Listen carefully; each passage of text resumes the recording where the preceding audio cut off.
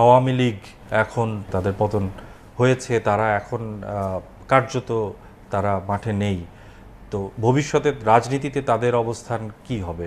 প্রথমত, এই যে হত্যাযজ্ঞ হয়েছে এবং গত 15-16 বছরের যে দুর্নীতি, দুঃশাসন, লুটপাট এবং ভোটাধিকার হরণ, এর জন্য অবশ্যই আওয়ামী লীগকে বিচারের কাঠগড়ায় দাঁড়া করাতে হবে, যেটার কার্যক্রম শুরু হয়েছে। কারণ আওয়ামী লীগ দল হিসেবে এবং তাদের নেতাকর্মীরা ব্যক্তিগত জায়গা থেকেও এই সকল অপকর্মের সাথে জড়িত ছিলেন এবং এই গণহত্যার প্রধানতম তারা হচ্ছে নির্দেশদাতা ছিলেন।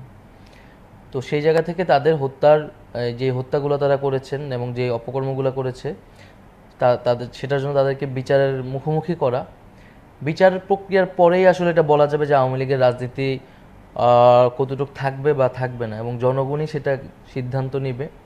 কিন্তু সবার আগে বিচারের আগে তাদের রাজনীতি বা তাদেরকে পুনর্বাসন করার কোনো সুযোগ নেই। আচ্ছা, এই মানে